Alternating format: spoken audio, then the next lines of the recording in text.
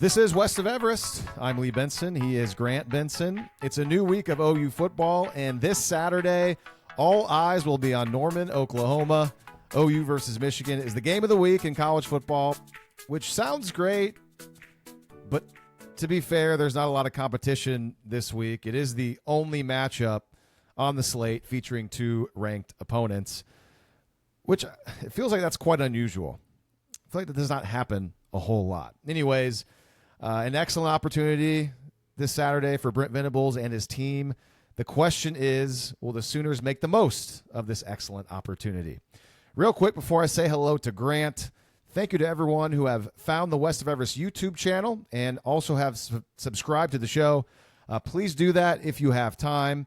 We all know that YouTube is a very powerful distribution system, and the more people that subscribe to the show and like the show, the better odds that other people like you who love OU football will find the show and check us out here on video. Plus, you're always welcome to leave ratings and reviews on Apple Podcasts.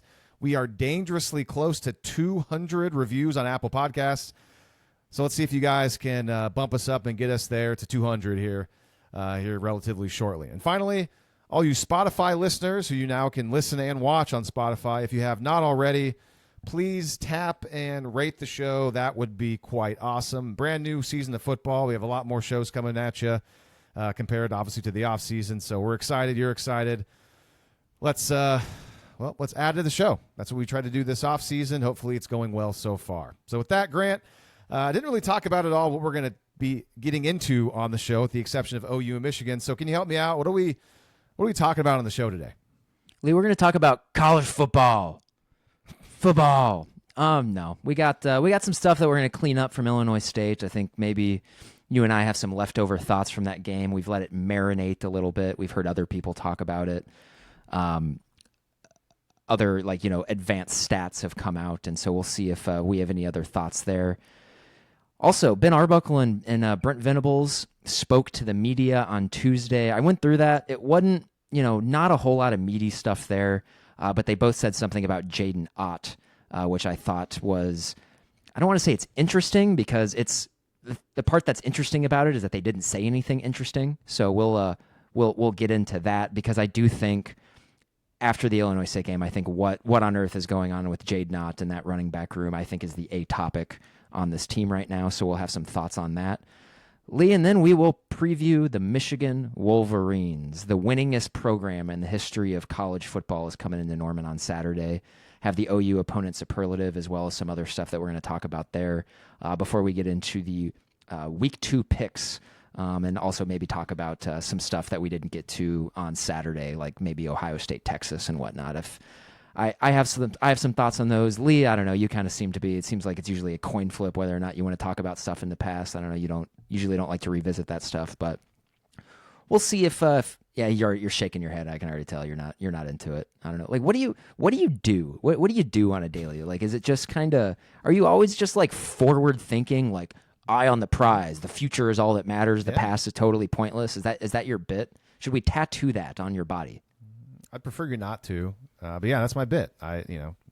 We'll look back at this Illinois State game, because I think that's honestly, even though I'm very excited to watch OU Michigan, when it comes to talking about the game and upcoming, that I don't find that to be that interesting, to be honest with you. I kind of find it more interesting to look back, because there's some stuff from the Illinois State game offensively that is worth discussing, in my opinion, but I know a lot of people would much rather look forward. That's kind of where my consistency is off, right? Like, typically I'd be looking ahead to the game. I watched the Michigan-New Mexico game. I'll be honest, I don't have as many thoughts as I probably should. It was anyway, we'll get to that. I was going to say something else. Oh, yeah. I really enjoyed our last podcast, our post-game podcast, because we did a little over an hour on OU. And not one time during that show, feels like a game, it's game day, did I even want to bring up anything that happened throughout the day in college football, because I was so focused on OU.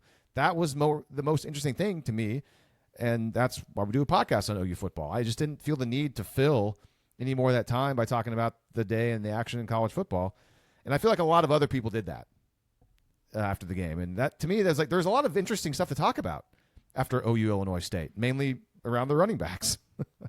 No, I mean, I agree, and that's why I to the extent where that was on my mind on Saturday, I always figured that's kind of what the Wednesday show is for. We have an entire segment where we talk about national stuff, and we can just sort of bring up whatever we want there.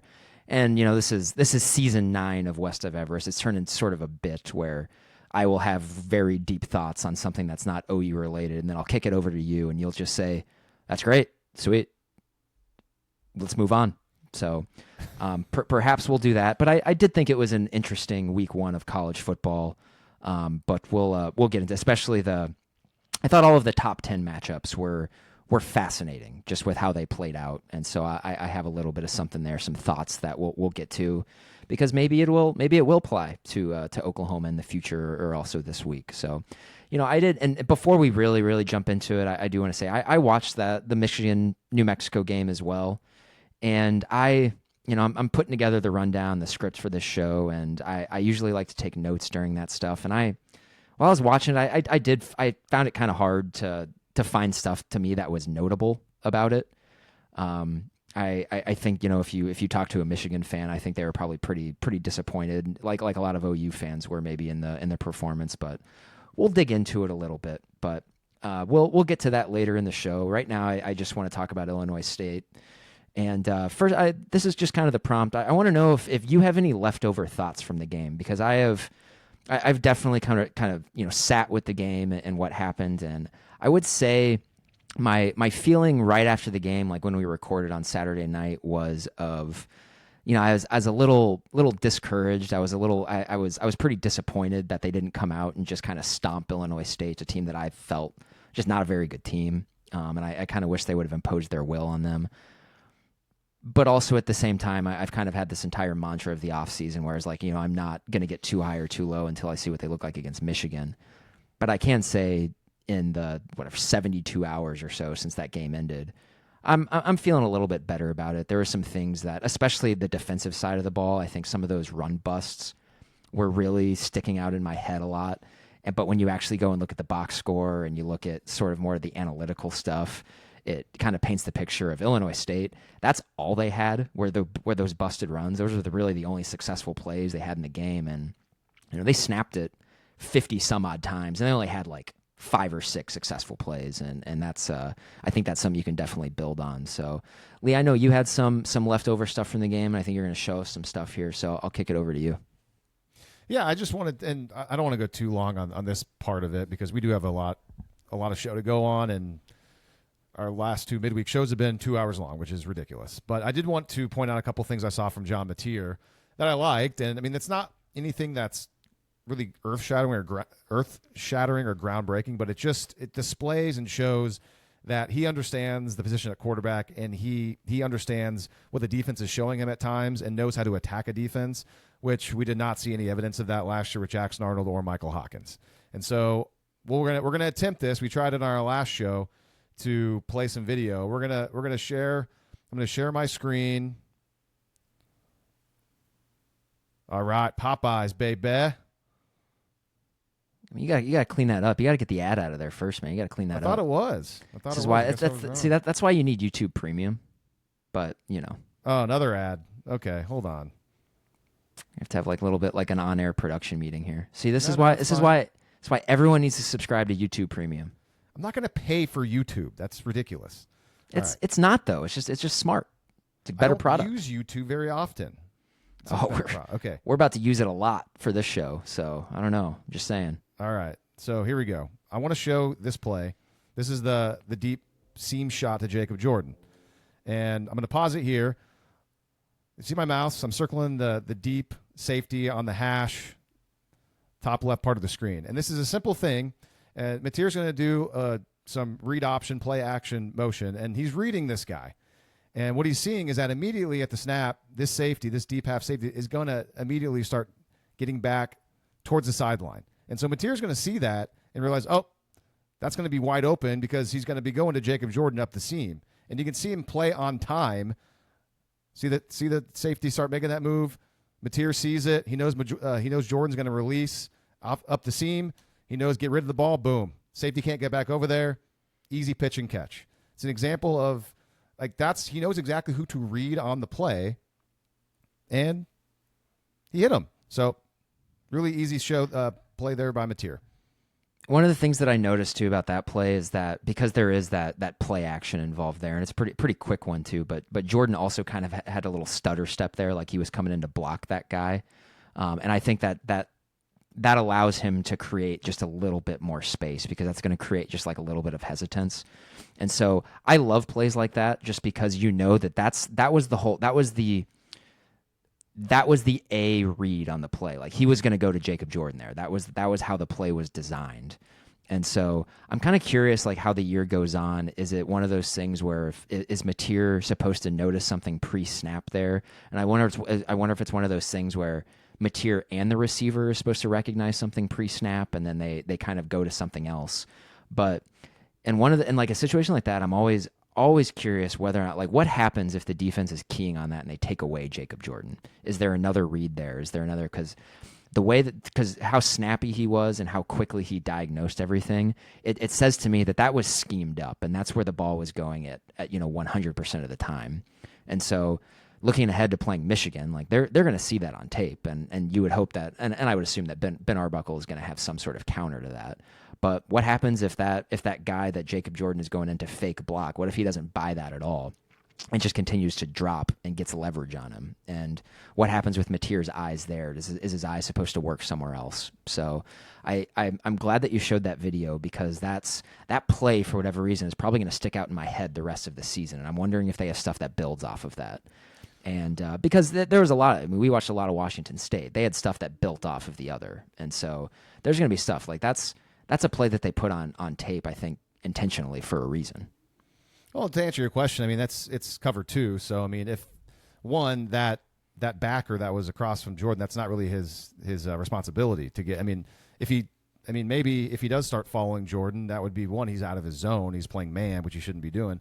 But even if he does, I mean, yeah, Mateer could still potentially still put his foot down on the ground and make that throw with the safety not there over top of the defender. It'd be a more difficult throw if that guy followed him. But I don't think that was really ever a possibility given the coverage they were in. And sure, and like that was of course cover two, but this is football, and you're allowed to disguise your coverages in football. In fact, I am certain that Michigan will be doing a lot of that on Saturday. Yeah. And so they're gonna be in a cover two shell a lot, and then they're gonna rotate into something else when the ball is snapped. How good is John Mateer at diagnosing that in real time when the bullets are flying? I'm not, from watching him last year, he's capable of doing it because, of course, that happened last year, and he was very successful a season ago. But it's totally different when you're going against a defense full of NFL guys. So, I don't know. It'll be very interesting to see. So because that was such an easy pitch and catch on that play, and a good defense, generally speaking, is not really going to allow that a lot of the time. All right, I got one more play from Mateer, and another situation. This is going to be even more smooth than the last time, I hope. All right. So this was the touchdown pass to Deion Burks. So I want to highlight this guy here in the middle, right inside the hash, right in front of John Mateer. Mateer's going to be reading this guy in the middle, and at the snap, he's going to start creeping up. I mean, this is the deep safety. He's not very deep. So Mateer's going to see this guy come into the hole, opening up the total middle of the field. He knows Burks is running this little 9-yard slant. So right at the snap, see this guy start creeping over. Mateer's looking right at him. He knows Burks is going to be coming over on the slant. Now he vacates to get down here. I believe that's Jacob Jordan. See Mateer already recognizes it, already in the middle, throwing motion. Burks wide open, easy touchdown. It's another example of pre-snap, John Mateer reading a certain player, seeing that guy do exactly what he wanted him to do at the snap, and then Mateer playing on time and hitting Burks for the easy touchdown. I don't know, you're not a huge social media guy, but the OU social media team is doing this thing now where they go. It's straight after the game because these guys were still in uniform and everything, and they give an iPad to like a Keontae Lewis or a Deion Burks, and they show them those plays, and they just say, "What happened here? Break it down." And on that play, they had Burks talking about it, and so Burks said during that Mateer checked to that pre-snap. He checked to that route, so Mateer saw that pre-snap, and I like because his eyes were on that middle safety there, and the whole point of that is he's staring down the middle safety, or at least he's looking to his left, and the whole idea there is to hold that safety with his eyes. And as soon as he knows that he's got him, that's when he snaps around really quickly to look at Burks, and the window is wide open there, and he hits him. So that's one of those things that it feels like if you're not, if you haven't played a lot of football or you're not that, that's one of those things that kind of feels like sort of like obvious that you would do. But that's something that, we saw last season that Oklahoma's quarterback, Jackson Arnold, was just not at all capable of doing. He had very chaotic eyes, like in the sense that it was always just sort of, he was either staring someone down, which was the case on that really terrible pick that he threw against Tennessee, or if anything, his eyes were just kind of going everywhere and he had no idea where to look. And so I think a lot of that has to do with playing within the offense, first of all, being familiar with the offense, but then also just being a quick processor. And I think we've seen enough now to know that, like, and I don't know if we can say that Mateer is like as quick of a processor as someone like Baker Mayfield, who is just snap, snap, snap quick. But he's capable of doing it. And you see it there, just how quickly he turned right around to stare down Burks because he knew it was going to be wide open. And it's interestingly, there's been a lot of, and this is mostly stuff that I've seen today, but there's been some kind of like YouTube and like social media, like film breakdown people or whatever who have gotten a hold of the All-22 for that.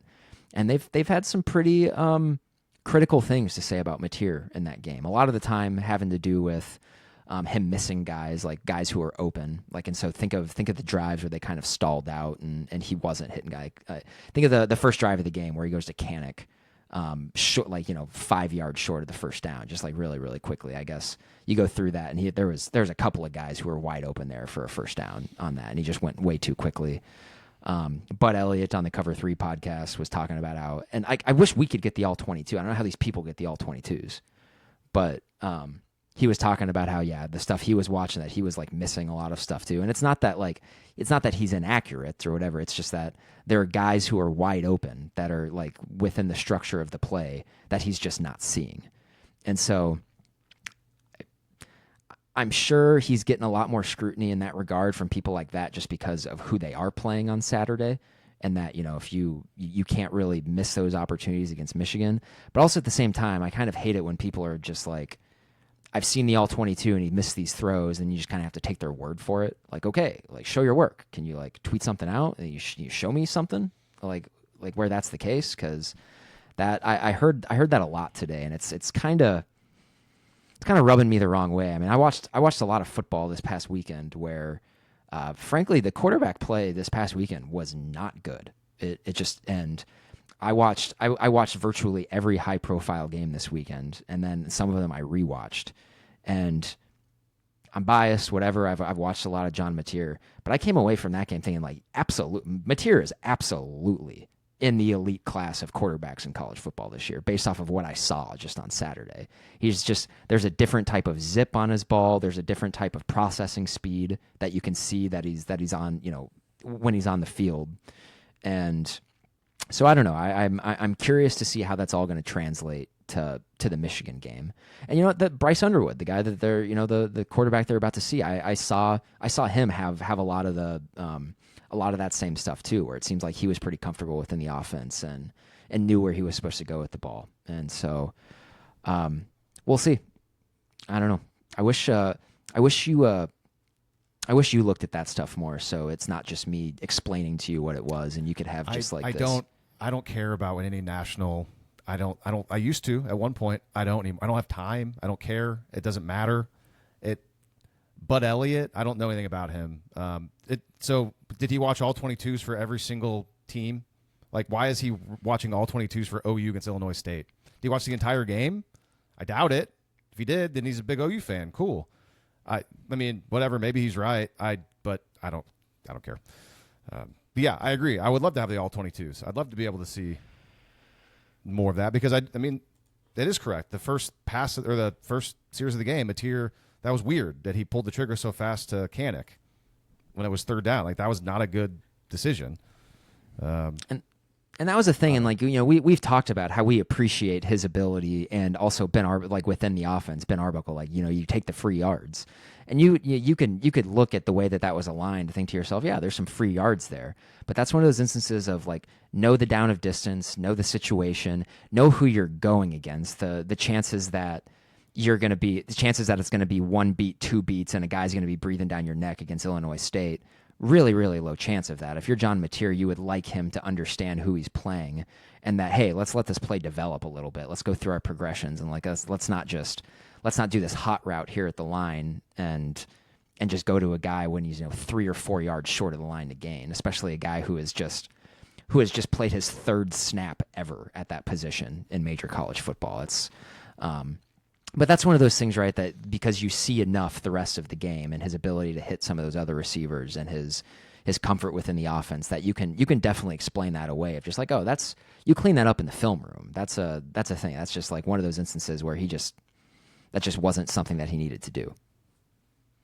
All right, so this is the meat and potatoes, though, of OU Illinois State, and I'll give you a fair warning. You, Grant, and the listeners, I got a little bit of a long diatribe here because I went back and rewatched the game. Actually, went back and rewatched the game twice offensively. I didn't really care to watch the defense. Whatever, they're fine. And so here's where I want to start. I think in general, I do not think it's reasonable to have very strong takes about offensive line play coming right out of a game. And here's why. It's one of the most difficult position groups to see and understand whether or not they're good or not. And I have an example. So I've heard lots of different takes on different players coming out of the Illinois State game on the offensive line. And I'll start with Gabe Eichert. Gabe Eichert said Febechi Wiwu was easily the best offensive lineman for Oklahoma in that game. I've heard at least a couple of other podcasters from different shows say that Wiwu played poorly. Troy Everett. Gabe Eichert didn't have any issues with the way Troy Everett played against Illinois State.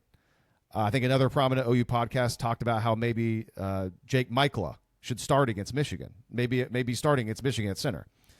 And I bring up Gabe because he seems to be, the expert on offensive line play here in the Oklahoma cinematic universe, and he does have the credentials to back it up as a former OU offensive lineman who played for Bill Bedenbaugh.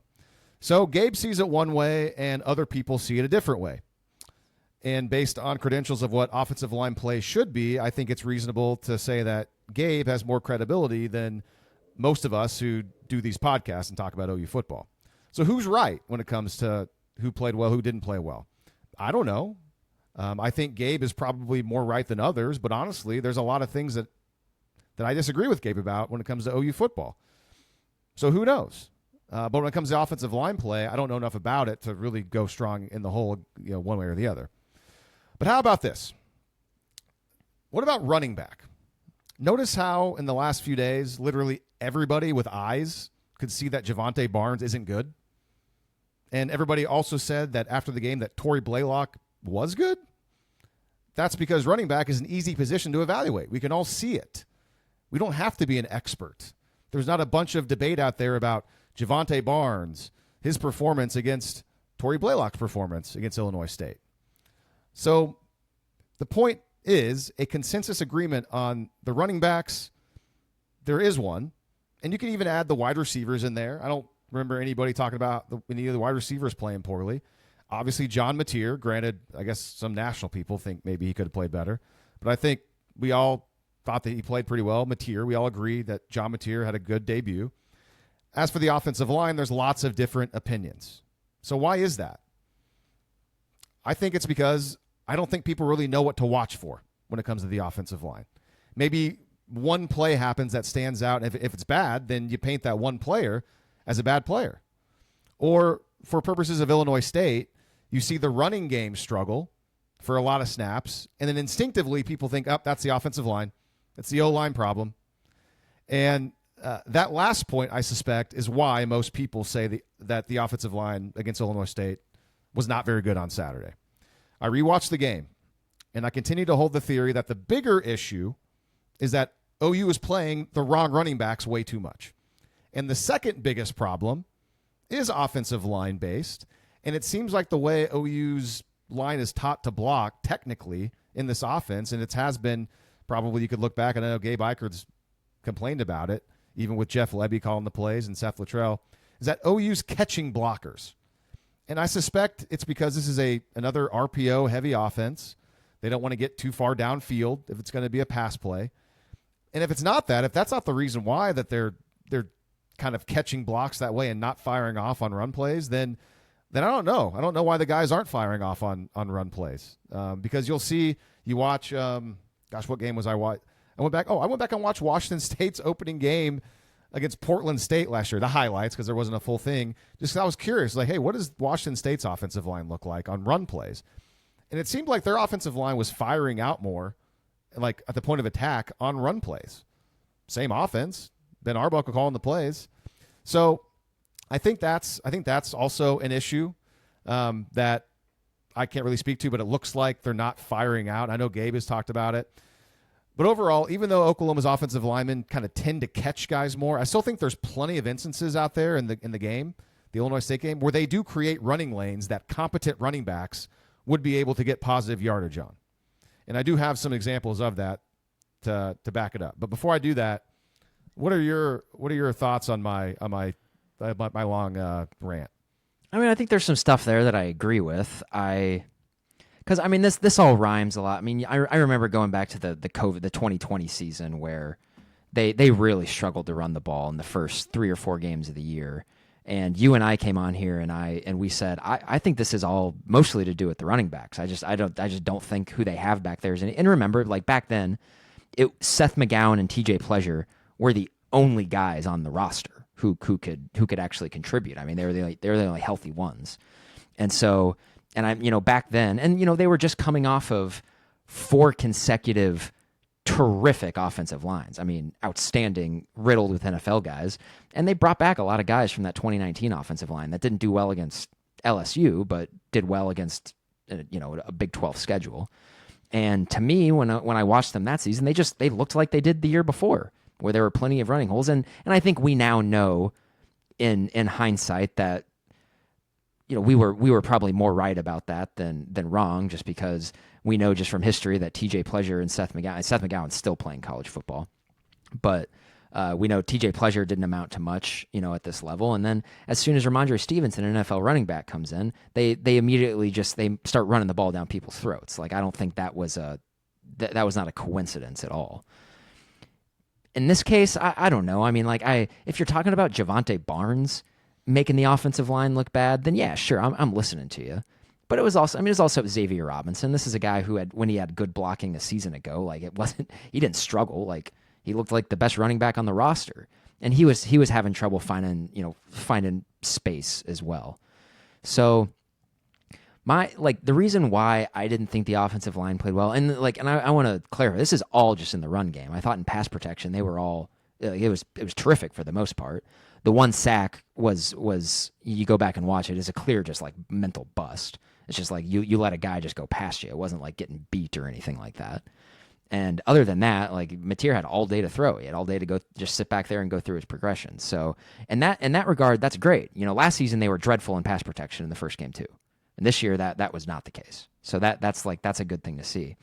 But the reason why I would say that the running game just did not look good, and I don't think they played well in that regard during the game, is because it's like what you said, firing off the ball. They're not moving guys.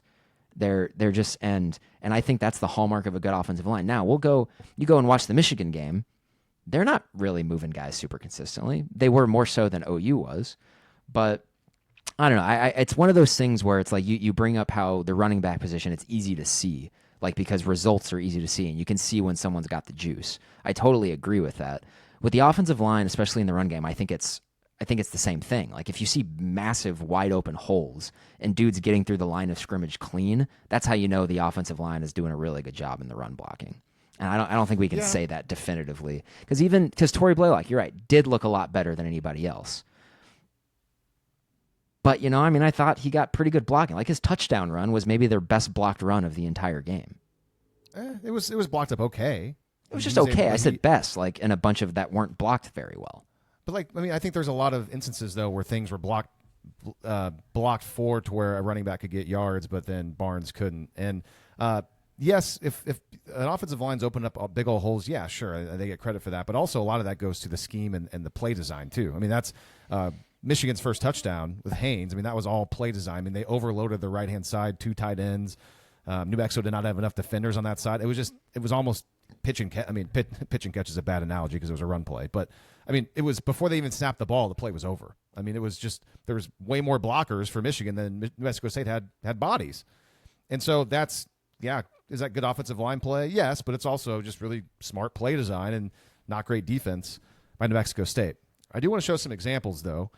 And it's not all Javonte Barnes. There's going to be some Torrey Blaylock, and there's going to be at least one Xavier Robinson. If I can get to him, we'll see if this works, because this is going to be from the ESPN Plus broadcast, and it's the full broadcast. And it's not going to be as tight as a YouTube video that's only 9 minutes long. So, but I got this one queued up. So, not surprisingly, we're going to start with Barnes' first carry of the game, and immediately when you and I saw this, we just kind of rolled our eyes. So, I'll pause it here.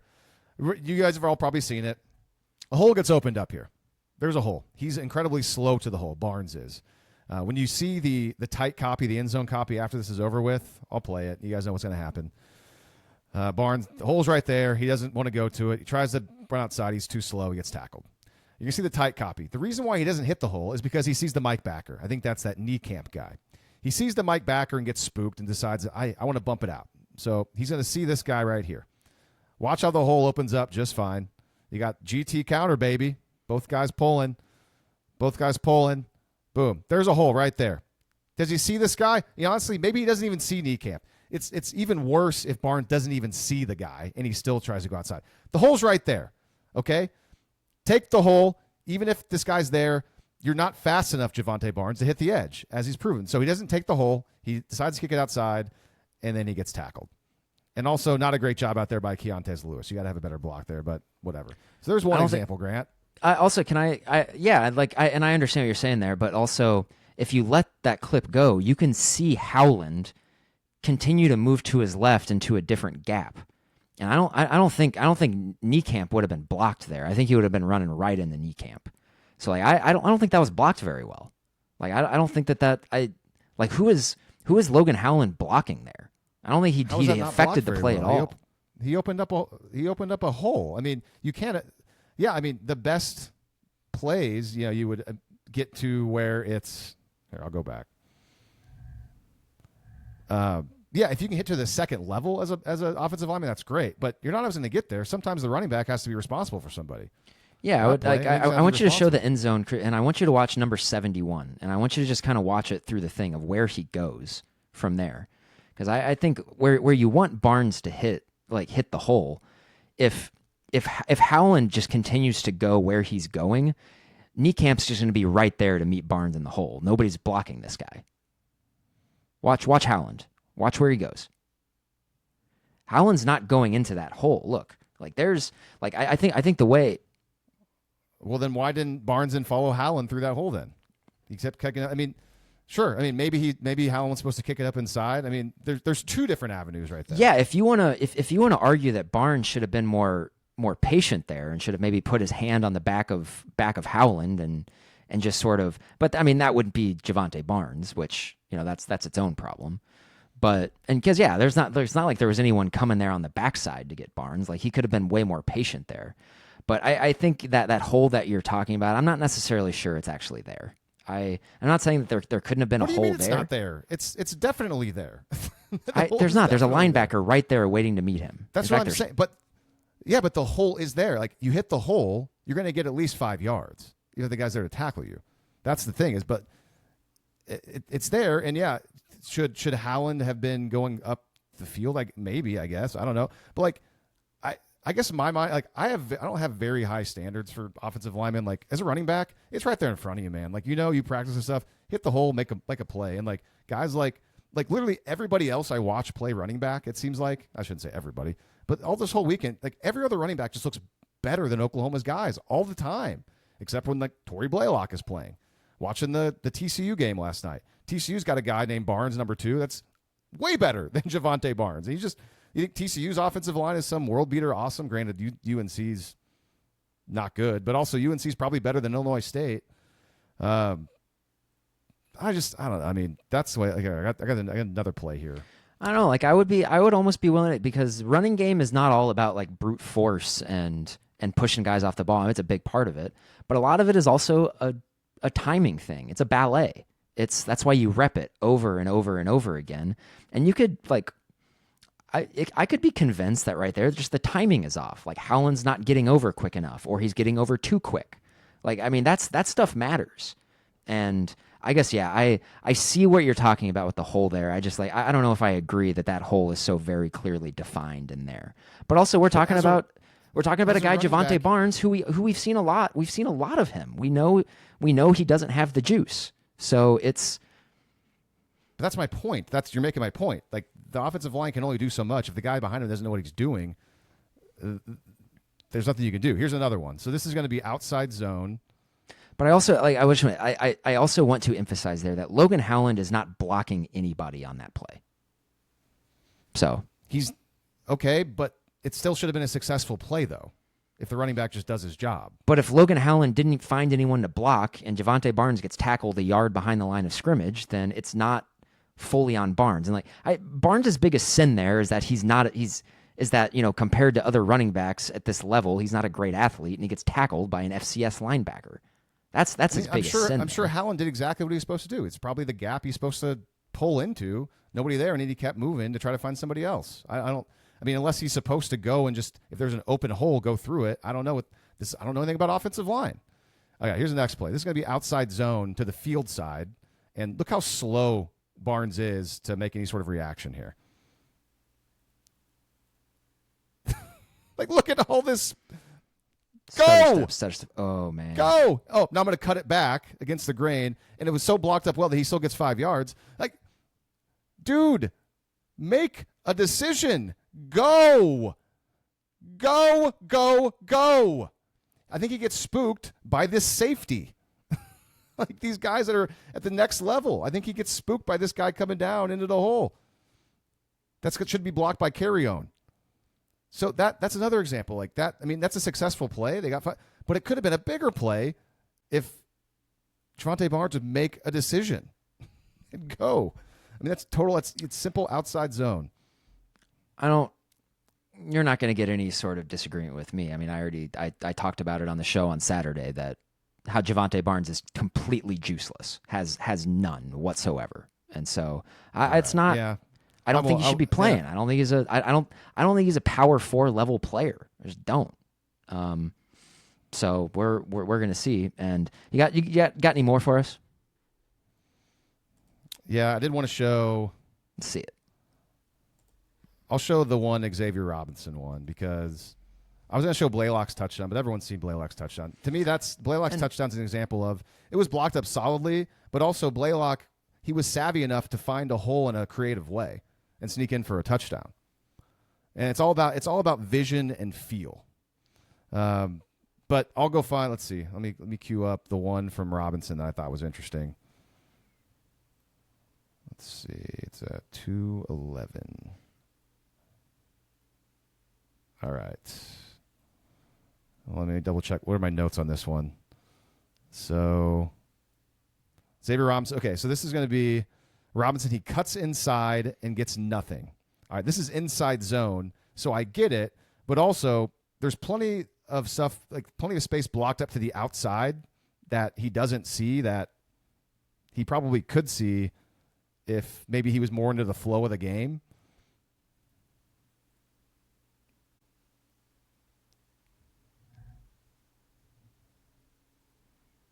Inside zone. Oh, wait. No, this is not the right play. Forget it. This is not working. All right. Well, we'll just use Javonte Barnes as my example because this is going on way too long. I apologize for not queuing up the right play. I don't like the ESPN Plus little ticker thing because it's hard to get through. This is great podcasting. It's wonderful. Well, at least we have video. We do. Is this maybe it? I think this is If you're listening on Spotify, you can just watch it all up. Nope, this is not it. He gets yards. Okay, it's over. Sorry, that's all I have. I'll stop showing my screen. Yeah, we're gonna throw that one in the trash. That's okay. we're still working out the kinks, but at least you got a couple of good examples, I thought. Welly, you know who maybe could have helped the running game woes in that game against Illinois State is one Jaydn Ott. Have you ever heard of him? I don't know. He was a pretty big get in the spring transfer portal, reportedly paid quite a bit of money, like well upper six figures, to come and play at the University of Oklahoma. He's a former two-time All Pac-12 guy and scored a lot of touchdowns and ran for a lot of yards in his college career. And like I said, I think it was the A topic after that game of just their usage of him being third on the depth chart, first at kick return, and we're thinking, maybe they're just going to hold him out for Illinois State because it's Illinois State. Well, all of that was belied by the fact that he was out there for the very first kickoff return, and so he's probably healthy because otherwise, why would they send him out there? And then, of course, they were struggling to run the ball the entire game, and we don't see him in at running back, and so we're thinking, okay, yeah, maybe they are just holding him out, and they're just being weird with the kick return stuff. But we see him in the fourth quarter when the game is already over, and he gets tackled behind the line of scrimmage, another sort of broken play to him, and everything doesn't work out. And generally speaking, just everything with Jaydn Ott was just weird during that game. It's super weird, and it's the biggest red flag to me because, and I'm not saying that something exactly like this has happened in the Brent Venables tenure now, but just the weirdness of it and the caginess and not really addressing it, and it's just so Brent Venables era. It's just so very, it's like I talked about in 2023 about like the incongruence between DeMarco Murray's like running backs rotations and Jeff Lebby calling plays, and like very obviously the right guys were not on the field in the right situations. And this kind of rhymes to me with that, just like that incongruence of just like what's the message here? What are you guys doing? Like it's almost like you're out in your own little world and everything. And so when Ben Arbuckle and Brent Venables met with the media on Tuesday, I was hoping that somebody would ask about Jaydn Ott, like what on earth is going on. And someone did ask about Jaydn Ott. And so I'm gonna cue this up here with Ben Arbuckle first. And I wish I would have gotten, the audio wasn't great there to figure out who asked the question. Whenever that's the case, when we hear who asked, we'll attribute it to that person. But on Tuesday, Ben Arbuckle Lee was asked essentially about like what's going on with Jaydn Ott. Why didn't we really see him at all in the game? And when will we see him? Or essentially, are we going to see him a lot more? And this is what Ben Arbuckle said. Jaydn Ott's in a great headspace. I actually got to meet with him this morning too, and Jaydn Ott's in a great headspace. And I'm excited for this week and watching him practice and get him out there against Michigan. So Lee, Jaydn Ott is in a really good headspace. Do you think he's in a really good headspace? And I can assure you that how Ben Arbuckle answered that, he did not answer the question that was posed to him. Yeah, and I know you have some sound from Venables to play as well. That's a very weird answer. The term headspace seems like that's what Arbuckle in his head decided that he was going to use. At least he did say something about him playing against Michigan. So, but because he uses the word headspace, doesn't that like imply that maybe something was going on negatively with his headspace on Saturday, or like does it imply that? I don't know. And so, Brent Venables was asked pretty much the exact same question about 30 minutes later during his availability, and we're going to pull this up right here. Here's what Venables said. Yeah, as I've said, he's one of the more explosive players in college football. I know he was banged up last year. He was banged up in camp, and but looks to be close to 100%. And when he's at his best, we've all seen people that know his journey, what he's capable of. So he's a real weapon, and I think he'll play a real factor in, our season moving forward. So I'm excited about that. So Ben O'Ruckle's talking about headspace. Brent Venables says that he was banged up and he's close to being 100% healthy. Both of them sort of imply that we're going to see him moving forward. But one of the co-hosts of the Through the Keyhole podcast, Alan Kinney, when Venables had that answer yesterday, he tweeted out, he said, "This is clear as mud," and I can't disagree with that. I have no idea what's going on. It doesn't make any sense. Here's the best case scenario. They really are just playing possum for whatever reason before Michigan, and they wanted to kind of hide Ott. I think that's the best case scenario. I don't know what the worst case scenario. Well, I guess worst case scenario is that he doesn't play. But here's the thing. And we haven't even talked about this yet. I haven't seen any sort of clarity or any sort of anything on this. But they're going to have to play him because I'm not sure Torrey Blaylock's going to be able to play on Saturday. I have not heard anything about him. My assumption is that he will not. I've heard. All I've heard is rumors. Like nobody, and this is like this bugs me. And like in this new era of college football, this stuff, which is like because there is no governing body of college football, and I hate injury secrecy. It's the dumbest thing ever. It's not necessary. It's not necessary at all. So that's one thing that's frustrating to me, and so I don't think we're going to see Torrey Blaylock. Sort of the silence surrounding it leads me to believe that there's something going on there. And I've heard everything from separated shoulder to stinger to he was out, he was in full pads in the second half on the sideline, and so he's like good to go. Well, yeah, I mean, Eichert and Lehman. I think Eichert is on the sidelines of those games. He sounded pretty. Granted, that was like the day of and the next day, so. Like they didn't sound any alarms on their podcast, and they're as plugged in as anybody. And I don't know if they would sound alarms anyways if there were alarms to sound. But like publicly, everything has been positive. But just I get a feeling that seeing how he got hit, and also Blaylock was the best back. I didn't love how he seemed like another one of those guys that loved to like go to contact. There was a couple of snaps where he like initiated contact really for no reason. Like, hey, how about you try to go around that guy or like avoid it?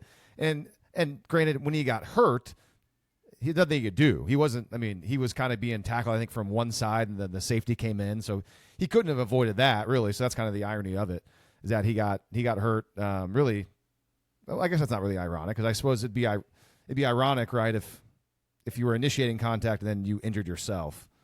Instead of somebody else. Either way, it just doesn't feel good to me. I don't have any sort of inside information, but man, if he can't go, they're going to have to play Jaydn Ott because, I mean, they're not going to get anywhere with Javonte Barnes and what we saw with Xavier Robinson on Saturday. Well, yeah, I mean, if Blaylock is hurt and he's out for an extended period of time, as of right now, they only got 3 healthy running backs, and that's if Jaydn Ott's healthy. So. I do kind of want to go there. You talk about like the best case scenario that they're just kind of playing possum and they're just kind of hiding them for Michigan. I did listen to the Through the Keyhole podcast earlier today, and Alan brought up his theory, I think he's just trying to find anything that makes sense, and he's wondering if essentially the plan all along was to hold him out and maybe like in the sense of playing possum or let him get healthy for over a week. And there is something in his NIL contract about compensation and appearances, whereas like he has to appear in like 12 games or something to get a certain amount of money or something like that. And I don't know if that's the case. Just say it. Who cares? That's the era that we're in right now. You talk about the worst case scenario. I'll tell you what the worst case scenario is. Worst case scenario is that the coaching staff's a clown show, and that there is no like rhyme or reason for anything, and it's DeMarco Murray doing DeMarco Murray things, or it's like a disciplinary thing, and he's just like they're trying to send a message to him. If it's either one of those things, that would be a terrible scenario. That's bad. Like you're gonna pay this guy however many hundreds of thousands of dollars. You're going to signal to him that you are very important to the upcoming, to the success of this upcoming season, and then you're going to play games with him. Come on, that would be the worst case scenario, and that's another thing I'd say. That would be very Vinny era, very very much it would be. Oh my gosh, the NIL theory that doesn't seem to make any sense to me. I don't know why there would be like who cares? Why would it be tied to number of games? I feel like it. Well, sort of why would you give him? Based. Why'd you give him $750,000 and then like he only plays in like 3 games? Why wouldn't you? If you're being smart with your money, you build something in there. I understand that. I feel like it would make more sense to incentivize like production, like yardage, touchdowns, I agree. like that. Not because. But then again, maybe that doesn't. Maybe he's just like, okay, then I'm not going to come here.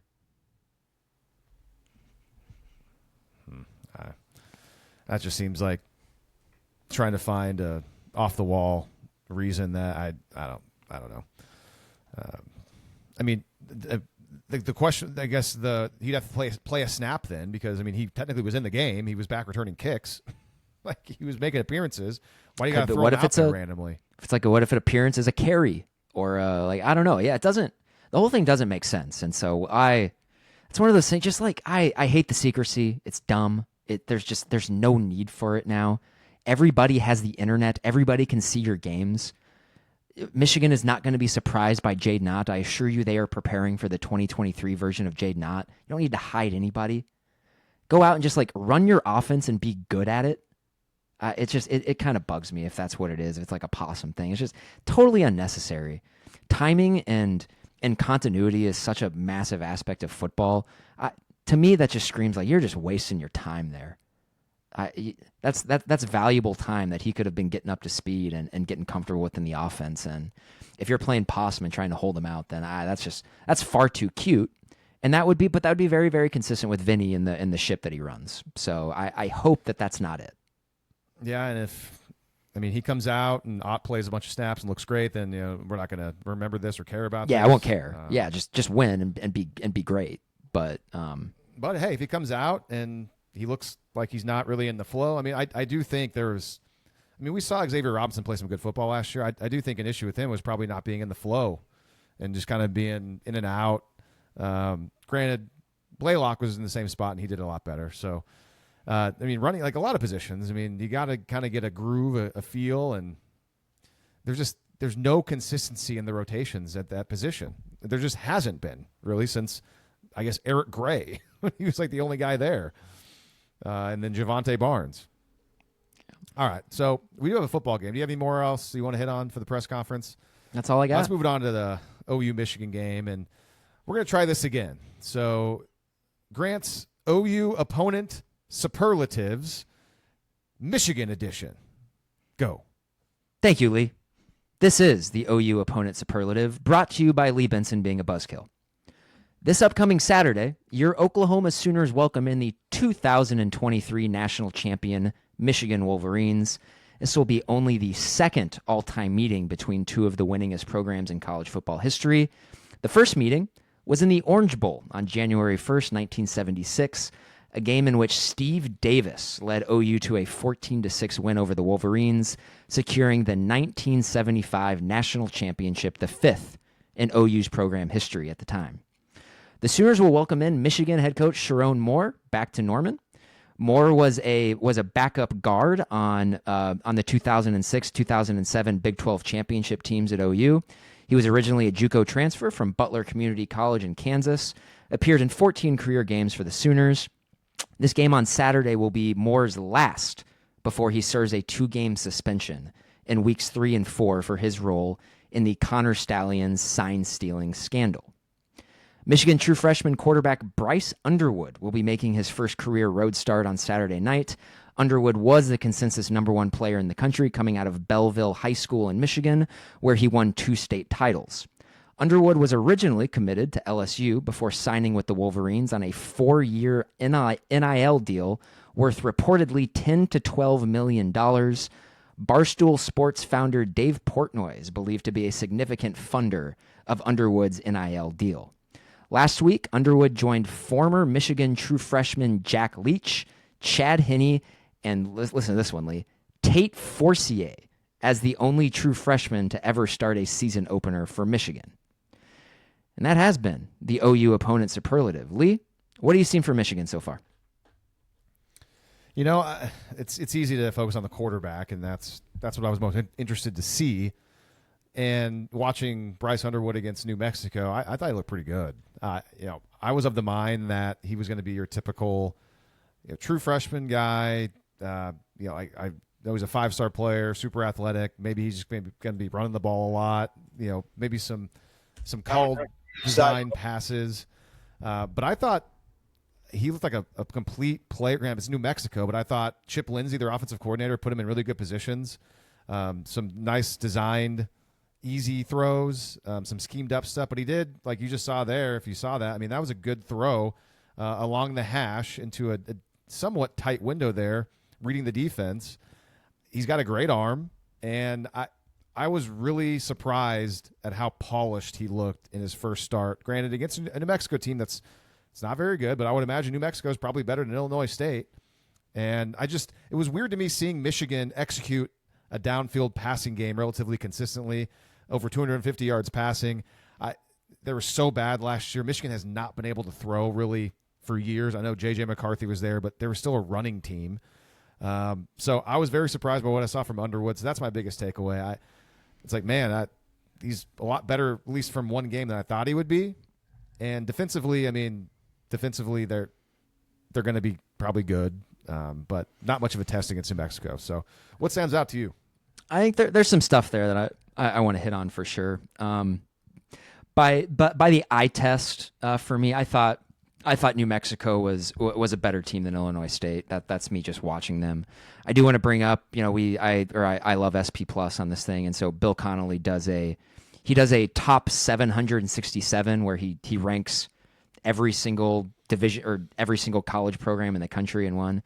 And so on he's got Illinois State as about a 2.5 point favorite over New Mexico on a neutral field. So I found that kind of interesting. With Bryce Underwood, I think the thing that impressed me the most about him is his arm strength. He very clearly has a lot of ability when you watch him. It sort of just drips off of him. You can see it. And I thought he had really good poise as well. What I wasn't that impressed with, I mean, the highlight that we just showed over and over again, that was one of only 2 explosives that they had in the passing game, really the entire game there. And whatever they did get chunk yardage in this game, it was pretty much always over the middle of the field. The sidelines were kind of like a no-go area for him for the most part, unless they were dumping it off into the flat. So I thought they babied him quite a bit in this game. They didn't really put a whole lot on his plate. There's a lot of really easy defined reads. They're getting him out of the pocket a lot. They were playing the game in the passing game really within the first 5 yards of the line of scrimmage. They let him throw the ball downfield every now and then, but I think usually only in really good situations pre-snap. So I came away, and he also got away with a lot of throws too. I think against a better secondary, you could argue that he should have thrown 2 or 3 interceptions. There's a few plays where they got him out of the pocket and he tried to throw downfield where his accuracy was definitely off, where he would throw behind guys. It was kind of interesting that we didn't see him run at all, because that's supposed to be a big part of the package that he brings to the table. My guess is that very well could be an instance of them playing a lot of possum there, where they're not going to show like they're really good run concepts for Underwood.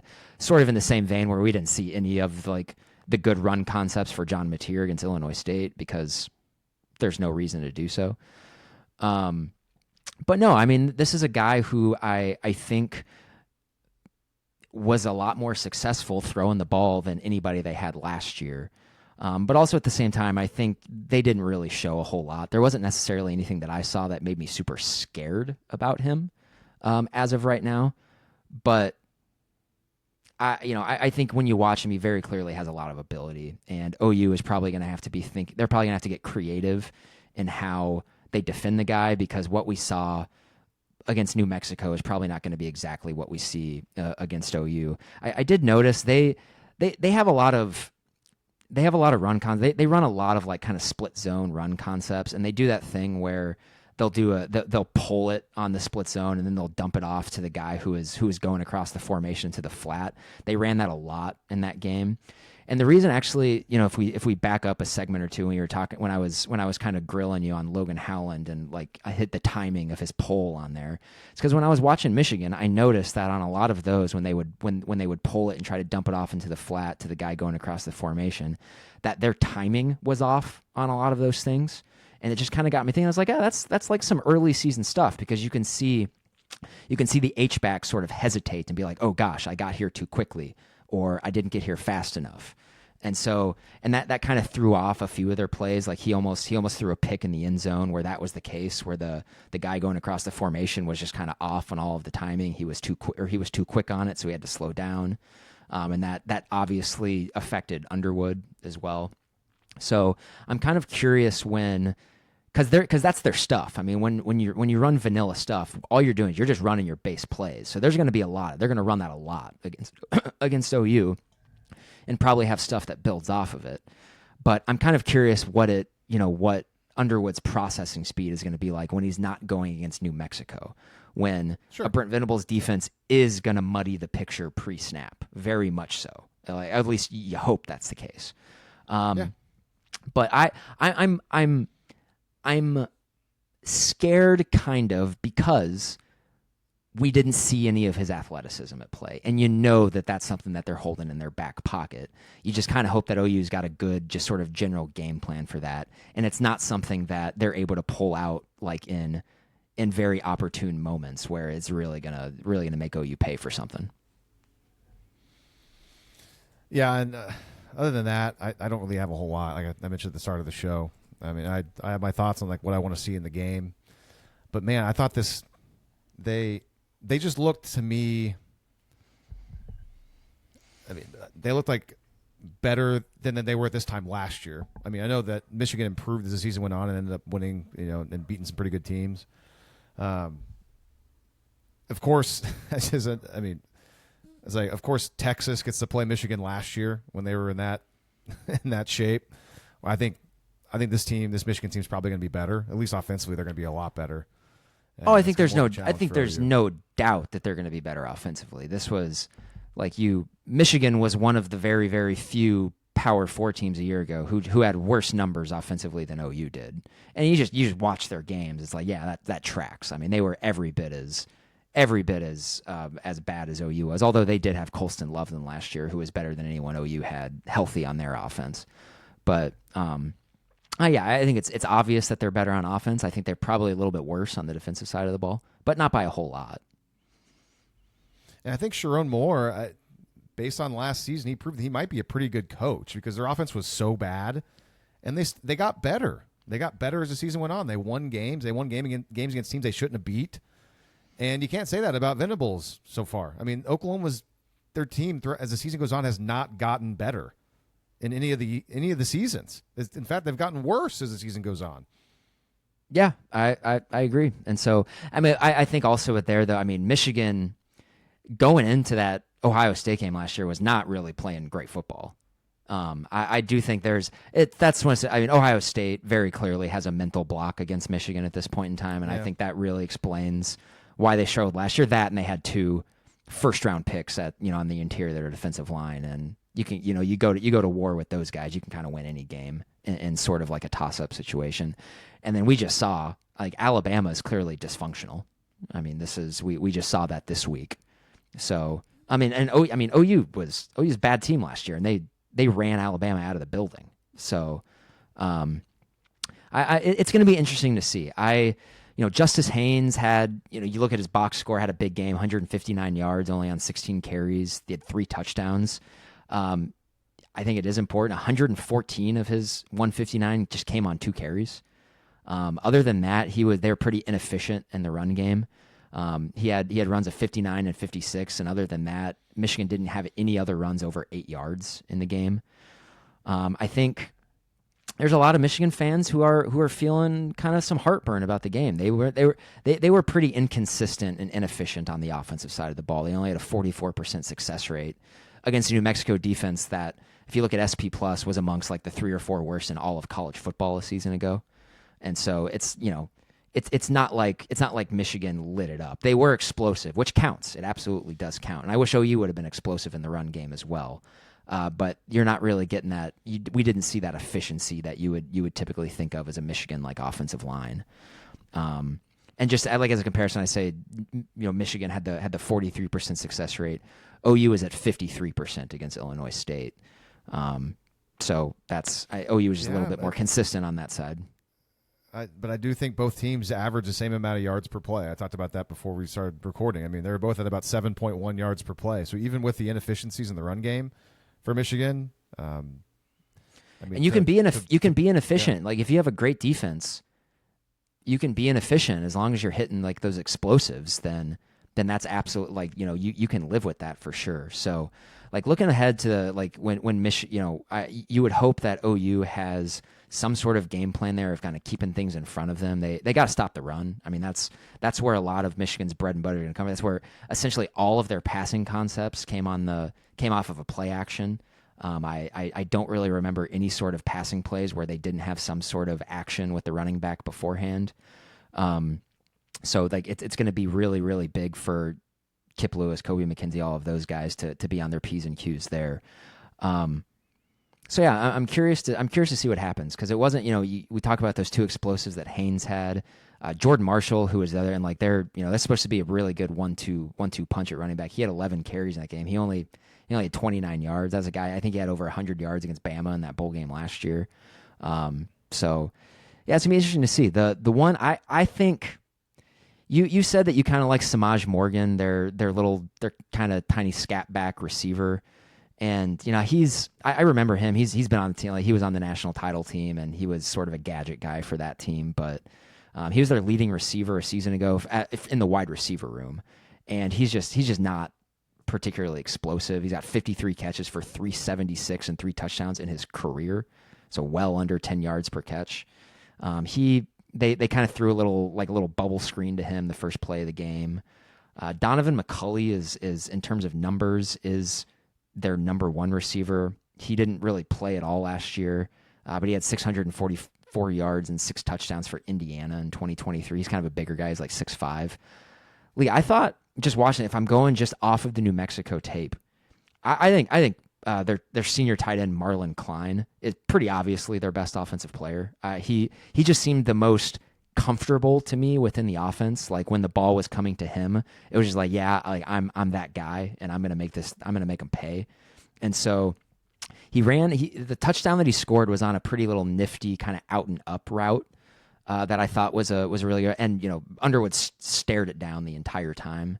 And so that's something that needs to be in the back of OU's mind. He'll be staring guys down. That is something. Oh yeah, he stared stuff down for sure, and so it's going to be there. Like I'm watching the tape, and it's very obvious that Underwood's got a lot of ability, but I didn't see it thinking to myself like, oh crap, OU is like really has their hands full, and I don't know how they're going to slow this guy down. I think Michigan's probably going to be scrapping and clawing for a lot of yards in this game, and I don't think a lot's going to come easy to them, if I had to guess. Yeah, are we on to do you have any more, or do you want to talk about what we want to see? I don't know. I think their defense, like Michigan's been playing top 10 great defense for nearly a decade now. So, I mean, you know what you're going to see there. While I was watching their game, I think their best defensive player is Ernest Hausman. He's a linebacker. He reminds me of Kip Lewis. He's slender and long. He's pretty aggressive. Jayshawn Barham, who is I think most casuals would probably say is their best player. He's suspended for the first half. He got ejected for a targeting penalty in the second half of the game. So OU's not going to see him. He's watching him in the first half. He's kind of a one-trick pony. He's a blitzer, and he just throws his body around. And he's good at it. He's really, really good at it. But he's one of those guys that I really think with a savvy OC, you can screen him to death, I think. So it'll be interesting to see. They tried to do a lot of screens. I mean, your Michigans, your Penn States, right? I mean, they're going to have and these are linebackers we're talking about, but you're going to get these defensive ends that all they do is just run upfield. That's all they do. They just run upfield, like get the quarterback, because that's all they do in the Big Ten. Like I watched the Penn State game. Like they're big. I can't think of his name, but like all he does, I think they just attack and go upfield because they rarely ever play against anybody that can really pressure them through the air, and their secondary players are always playing tight coverage, and they don't have to cover very long. Sorry, it's not that hard to just go upfield every single time. Congrats. Like good offenses can beat that. And then it makes you have to stop. So I saw that a lot from Michigan against New Mexico State, and that's New Mexico, and they tried to screen them, and it worked sometimes, but other times it did not work. And that was another edition of Lee Benson crapping on the Big Ten. I hate. We need to have some sound for that. I got to get some sort of professional guy to record something for that. I hate that conference. It's just I don't like it. All right, Lee. Let's get into to the meat and potatoes here, Lee. What do we want to see happen when OU is on offense against Michigan's defense? What do we want to see? This is a good, a good transition from that. I mean, because Michigan, their outside edge rushers are going to just want to get after the quarterback every single time. They want to get upfield and sack John Mateer. So know that, Ben Arbuckle. Know that, John Mateer. Throw the ball around the yard. Michigan wants to play aggressive. They want to take away free yards a lot of the time on the outside. That means you're going to see corners playing up on the line of scrimmage. Now, if they're giving yardage to the receiver, it's probably because it's on the other side of the field, so it's a longer throw for the quarterback. Throw the ball around the yard. Watch tape. Call plays that can beat aggressive defenses. They're going to play a lot of man, call a lot of man beaters. Just make them uncomfortable. That's what I want to see them through the air. And that, along with that, wide receivers, make plays for your quarterback. When you have room to run after the catch, get as many yards as you can. Show me you have some vision. Get Isaiah Satania the ball more. The guy seems like he's got terrific vision. I want to see him with the ball in his hands a lot more. In the running game, play your best players at running back, please. That presumably means Jaydn Ott. And now that Torrey Blaylock's health seems to be in question, next best guy is Xavier Robinson, I guess. I'd like to see, is Taylor Tatum going to be available? No, Taylor Tatum's not a thing.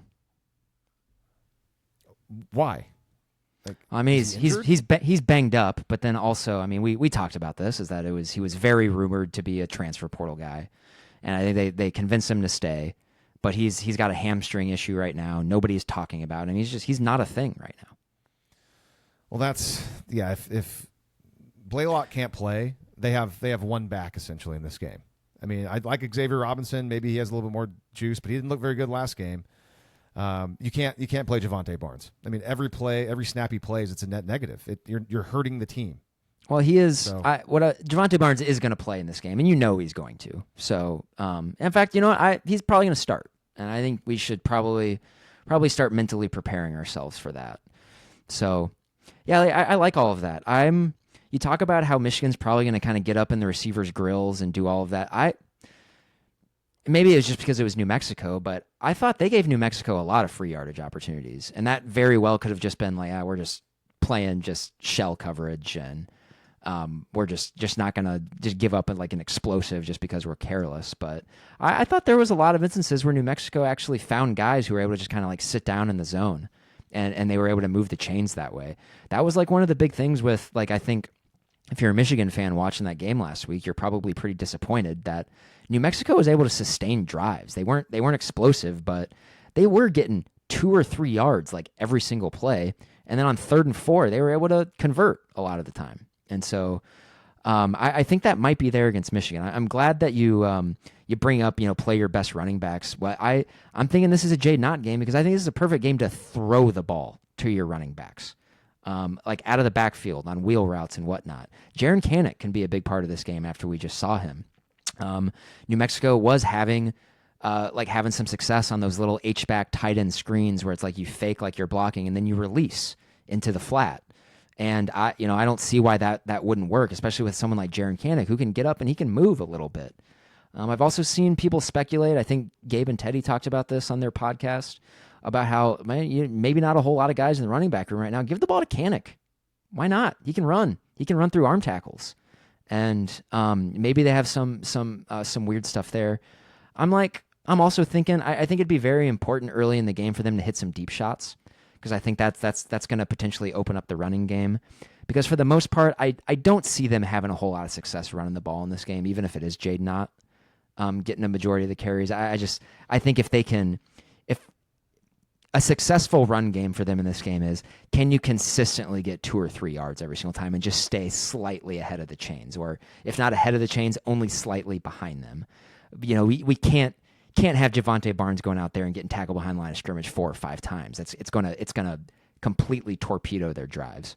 So no negative plays, protect Mateer, and pick your spots to get Mateer involved in the run game. But pick your spots. Mateer can't have 15 to 20 carries in this game. Just based off of watching Wazoo last year, that's absolutely in Arbuckle's DNA. And he's, maybe if their back is against the wall, Arbuckle's going to start to get itchy, and he's like, oh, this is when I need to run my guy. because, hey, like this guy ran for like 204 touchdowns against Texas Tech last year. We gotta let's let this guy use his legs. So I hope it's more of a pick your spots, because just don't get this guy murdered this early in the season. So throw the ball to your running back, pick your spots, hit your deep shots early, go win a football game. What do you want to see? What do you want to see OU's defense against Michigan's offense do? I'll answer that. One final note on the offense, though. When this game is over offensively, I want us to be saying that Oklahoma gave Michigan a lot of what they rarely ever see, and that's they consistently see throughout the Big Ten schedule. And that's a really competent passing attack. And I want it to be more than competent. I want to be really good and force Michigan's defense to play off balanced, be second guessing themselves in the secondary, and their edge rushers are kind of like not pinning their ears back and just going after the quarterback. And essentially, I want them to be wishing that Michigan, that they would have been playing Oklahoma back when Jackson Arnold and Seth Luttrell were part of that program, and not Ben Arbuckle and John Mateer. So that's what I want to be thinking offensively whenever the game is over with. As far as defense goes, the rush defense, you want to see what it's looked like most of Brent Venables' tenure, which is very, very good. Make Bryce Underwood, I mean, this is obvious. This is every single game, but I'll just say it just because it's a big game. I mean, you want to make Bryce Underwood play in second down and long, third down and long consistently. That's kind of obvious. And you know what? Guess what? This is kind of surprising for me after watching Michigan, even though, their offense was kind of stilted here and there, but I was pretty impressed with the offense, because I'm basing it off of last year because it was so bad. I think the secondary is going to be challenged after all against Michigan. And I think Bryce Underwood and Chip Lindsey can put together a competent passing attack that can potentially attack Oklahoma. And what does that meant in the last 3 years? If there's a competent passing attack against Oklahoma secondary, Oklahoma gives up yards. Is that going to be the case on Saturday? I don't know. I think Lindsey can scheme up some throws. I think he can give Underwood some easy reads. And I think Underwood's not afraid to throw the ball over the middle of the field. So I think this is a really interesting challenge for Oklahoma secondary, because I think Underwood's got a really excellent arm. He's got a very strong arm, and I don't think he's going to be afraid to let it loose. So, yeah, hey, he's going to be staring people down. Take advantage of it. Lastly, on defense, I have an individual guy that just was thinking of. You mentioned Marlon Klein, the tight end, and this is his fourth year in the program, at least fourth year playing. To me, he looks like just a really tall guy that they're kind of forcing the ball to. He's not particularly fast. He's just a big, tall guy. So maybe that's what Michigan does. They just make tight ends look better than they are. I still don't get it with Colson Loveland, but then again, Ben Johnson thinks Colson Loveland's really good. Draft him with the top 10 pick. We'll find out. Anyways, Marlon Klein. How about Kendall Daniels? Can you cover Marlon Klein all game? Match the big, tall Kendall Daniels with Marlon Klein, who's like 6'5". I don't want to see that guy go for five to 8 catches for 100+ yards against OU. I don't want to see it. That's it. Okay. There's a lot there. I think you're right that the secondary is going to be challenged in this game, but it really stood out to me that a vast majority of what they got in this game was like right over the middle of the field. I think it's going to be more of Kip Lewis, Kobe McKenzie, Sammy Omasigo, and Kendall Daniels are going to be really, really challenged in coverage. I think that's going to be mostly where it is. Because I don't know if, honestly, I'm at the point now where it's like after watching Samaj Morgan and McCulley for them, I think whoever Gentry is on, he's probably gonna be just fine against them, and they're probably not gonna be much of a factor a lot of the time. Cortland Guillory, we'll see. Like if Guillory is ever on McCulley, and McCulley's got about 7 inches on him and a lot of size, I think that could be a matchup issue. But I think for the most part, I think the outside edges of the defense are going to be okay in the passing game for the most part, because I just don't know if Michigan has the guys who can stretch them. They need to stop the run. That's first and foremost. If they can't run the ball, then Michigan they're going to be playing with their hand behind their back. But that's football 101. That's an obvious thing. You always want to stop the run. I think sort of the conventional wisdom going into this game is that Brent Venables is going to throw a lot of exotic blitzes at Bryce Underwood, and he no doubt will at times. But after watching New Mexico, in my head, I'm thinking, I don't know. I kind of feel like on passing downs, their best bet is just to pack the middle of the field and hope that your guys, your quote unquote best defensive line in the SEC, can just kind of get home after a while. pack the middle of the field because I'm not sure if Underwood is going to be very good at coming off of that first read, and he's immediately just looking over the middle. So I'll be curious to watch that. But then, when you do blitz and when you do heat him up, get him on the ground. You got to get him on the ground. He's a guy, we did not see his athletic ability in the New Mexico game, but I can already see it in my head right now of him breaking contain, running through, shoestring arm tackles and just kind of getting outside and running for 15 or 20 yards on 3rd and 12. And I just don't do that. Get him on the ground. So that's the one thing. I don't want them to blitz too aggressively and give him running lanes when I'm not sure he showed enough against New Mexico to be able to fit balls consistently into tight windows if there's a lot of defenders there. So I'm kind of curious if they do a lot of simulated pressure and then maybe bring like one linebacker and then maybe like get like a Marvin Jones Jr. out into coverage, like into a typical passing lane.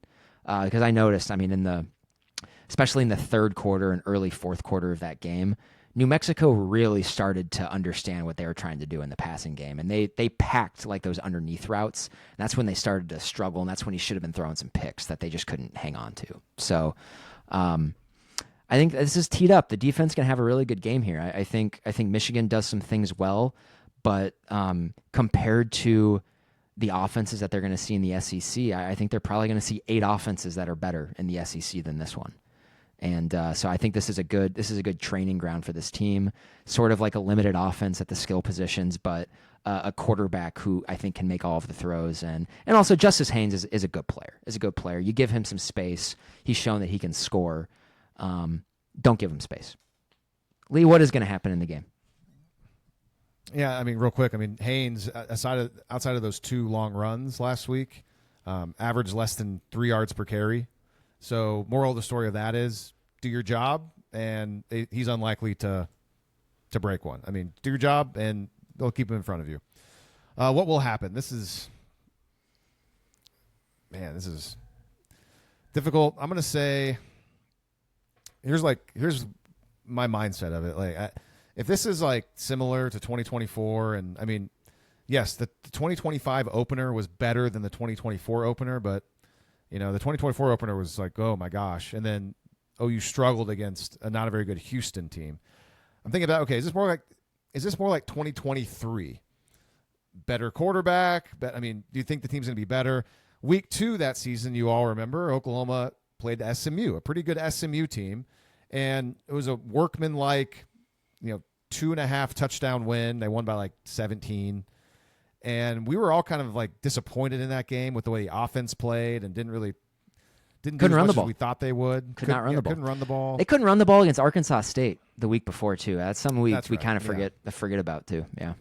See, but it was game 2 against a pretty good SMU team, and the defense did a nice job, and Oklahoma still won the game. So maybe Brent Venables is an every other year kind of guy, and the quarterback's better this season. We think the defense is pretty good. Oklahoma's at home. I think Oklahoma, I'm going to pick them to win the football game. I'm not going to pick them to cover. I think this line is super interesting. It's 5.5. I'm surprised it's that big. I think I said Vegas follows SP Plus now, and SP Plus has OU as a 5.7 point favorite. Okay. Well, I don't think Vegas follows SP Plus. Vegas has their own. They use similar. They've been doing forever. They just use similar numbers. I'm going to say OU wins this game, and I'm going to pick a score act. I'm going to say they win the game 21-20. They're trailing by 6 late. They score a late touchdown, kick the extra point, and win the game by a point. If you would have pulled me right after the game on Saturday, I would have told you I think they're going to walk into an L here against Michigan, just based off of the line of scrimmage type stuff. After letting everything marinate and sort of cooling down and watching Michigan play, I think OU's going to win this game. I think they should win this game. They need to win this game. I think they're going to win this game about 21-16 is what I'd say. So that wouldn't be a cover either. But I think Michigan's going to have its moments. I think OU's probably going to struggle to consistently move the ball, but I think they're going to have some explosives in the passing game. And I think Mateer is probably going to have a couple of special moments where he kind of digs them out of different situations.